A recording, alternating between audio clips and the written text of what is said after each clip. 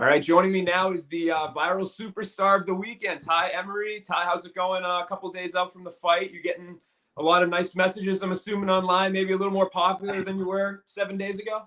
Yeah, the life has definitely taken a turn just by being my crazy little self. It's honestly, it's been super positive. It's been, everybody's feels like super liberated by such an act, and like hashtags like rebel and free. And I think that's really cool. I think if just by doing something, it's really, at the end of the day, it's something so silly, if it's making people feel that sort of positive vibe, then yeah, roll with it. Yeah, and when you were like, let's talk about the why you went viral first, and then we'll get into you and everything else. Maybe to get to know you a little bit more than just that clip. So maybe about 5-6 days ago, right, when you were going into this fight, did you have any idea that like something like this was going to happen and that you would blow up like this? No way. Of course you can have like your own little dreams where you're like, this fight's going to be the one, and don't lie, everybody, we all think it, but I guess that's just what manifested out of everything. Definitely can look at it from like a marketing perspective, and you're like, of course there's the formula for something like that to happen and make a superstar out of it. But yeah, holy moly, life has changed. Yeah, well, I guess, was that the intention, like going into the fight, were you like, if I win, I can't just win, I got to do something to make myself stand out? Was it more of an impulsive celebration? Kind of super impulsive, but I'm also someone where I like to say stuff that's a little either vulgar or crass, as you heard just before, just to like get a little row out of people. Like, I know that's so sick, but I really enjoy like just saying uncomfortable stuff just to make people either laugh or cringe. So I threw it out there just like having a joke, just to be like, yeah, they're like, well, have a good time out there. I'm like, yeah, well, what are you going to do if I just like flash my titties? Like, what's going to happen? Huh? What's going to happen, Nick? And he's like, oh, you don't want it. And I'm like, yeah, just like that feeling of that sort of locker room banter, I guess. So I did throw the idea out there, and then after a while I thought, man, I will get too excited and do something like silly like that and not think about it. But yeah, after that, honestly, every photo from even my prom photo is me going like just in full salute, like full Pukana tongue, like bagging out. So honestly, that just tips it off. I think the best and freest thing in the world is just flashing your tits. It's a liberating act, and I think it also screams. I know for some that they'll see it as a different way, but for me, it's like true girl power. Like, what the fuck are you gonna do about it? In that moment, I owned everything. I owned time itself. In my own world. I think that was just like the most perfect thing to be like, you can't do anything about it, like that's my moment. Nothing could change. So I'm glad I'm just stupid and did, flash the Tais. I'm always screaming like titties and violence. So I think, yeah, tits out for Tai is just like the best thing that could have been invented. Yeah, I mean, obviously, no matter what you do for the rest of your career, you're going to have at least one moment that people will always remember who you are. And so for you, I guess you see a lot of nice comments, a lot of people saying it's liberating, all the things you just said. There were a few like interspersed, I would say, like in the different posts we did, where people were like, oh, this is like, BareKnuckle is so trashy and yada, yada, yada, because they let this stuff go on. Did you receive any sort of comments like that? And I guess what's your kind of response to those sort of people? I've of course those are going to come through, but honestly, what shines over that is in every single paper that I've read or link that's been sent to me, it has said textbook uppercut followed by a hook, or just talking about my technique. So I don't think it would have gone as viral if beforehand I wasn't, proving something. There has to be the balance of performance and balance of the celebration. I don't think if one was lacking that it would have been able to have been such a viral thing. Yeah, no doubt. And bringing a new meaning to Flash Knockout, I guess, with that one. So that's my corny joke for this interview. But In terms of like the reaction from the promotion, I know BKFC Thailand's maybe run by a little bit of a different squad than like the BKFC shows in North America. Were they all cool with it? Like, I don't know if there's like commission out there even or anything, but everyone has been, like I said, everyone has just been overwhelmingly amazing. Which for me, I thought, God damn it, I was trying to get in trouble. You know, like just stuff you do from school. But everybody's loved it. Already David's fucking keen with it, and so's Nick. So if the bosses are happy, guess what, people? Everyone's happy. Yeah. And will this be something that's like your signature celebration now, or is this going to be like retired? Hell no, 100%. I'm probably going to do something even stupider. That's the whole point of this. Like I said, in that moment, I get to KO someone, like knock them out. I get to own that point of time for myself. So I think each time I'm just going to be more and more enabled just to be like, there's nothing anybody can do with it. Whether you're feeling good or bad, you're going to feel something from this. Signature move, of course. Yeah, absolutely. And from the response, I mean, what has it done for your brand? Like, I'm assuming your social media numbers have gone up quite a bit.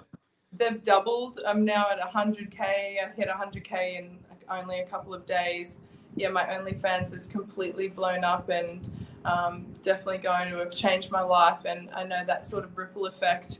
There's a lot of people that, you know, I lived in gyms. I lived in my car. I've lived on a concrete floor in the jungle of Thailand just to do like this sport. And, you know, all those nights, every single night I missed meals just to get to jiu-jitsu. Like, bro, this is the best feeling. Yeah. And let's talk about that, because when I first saw this and I looked up you before there were a million articles about your celebration on there, I'd found one that was talking about your background and stuff, and you had done like I don't know if you're still working as an electrician, you were a model, you were lingerie football league. So I guess kind of what was your journey like towards this career-wise? Well, that was, pretty much it. I was modeling and I was an electrician, then I was a thermographer, and then I got into football, made it pro, got scouted by America, lived there, met Misha Tate, and had the seed planted of, becoming a fighter. She definitely sat me down and told me that this is something that I would find, I'd find that missing love, and she's definitely correct. So thank you, Misha, for that. Eventually I just started doing MMA, came over to Thailand. COVID happened. I got stuck in Thailand. Australia wouldn't fly me back home, so I had to dig my feet in the dirt and, fucking survive it while learning Muay Thai out here through COVID. So it was definitely a hard couple of years. And then really from there, I'm a better boxer. I've always been better with my hands than Muay Thai. I just wanted to do Muay Thai to become a more complete martial artist for my MMA game. I really fell in love with striking, which is just crazy. And that's literally where it went from. I got scouted by the boys and got told that, giddy up, you can go into the playground, you're going to go into bare knuckle boxing. And that's it. Just like fairy tale walk in, probably like a horror movie, devastated Disney walk through to all the way through to the cage, really. But now I'm in here and there's just no looking back. I feel like I've really been made for this sport, and I feel like everyone's got really deep minds, and I feel like that's what they've found for bare knuckle. It's time to shine. It's time to do like whatever I want. I earned it. So if I want to flash my tits again, people, I'm going to do whatever I want. And will bare knuckle give you the opportunity to I was going to say to do that, but to fight again for them? Like, are you on a multi-fight deal? Is this something that you're going to sign a new deal with them? I have a 4-fight deal with BKFC America, and I wanted to start getting some fights in. Obviously, there's visas and being COVID. I approached Nick, and Nick also reached out to me. I'm allowed under my contract to fight for other branches, and since I'm living in Thailand, it just seemed like the right thing to give back to, where I learnt striking, the motherland of Muay Thai.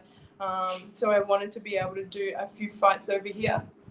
There is talks, but that's until someone actually puts a contract in front of me. I just don't even listen to that shit anymore. Obviously, there's always going to be hype as to when and who I'm going to be fighting over in America. I think that's going to be the buzz. But yeah, I'm just getting my training wheels off. So I think time to have another fight come December on the Sanchai card, and then be a little bit more prepared. Like, this isn't a joke. BareKnuckles, that's one thing. Yeah, this wasn't a joke at all. So yeah, I am excited. I've got the 4 fights over in America, and I'm sure Nick Chapman at BKFC Thailand would be happy to have me on any show.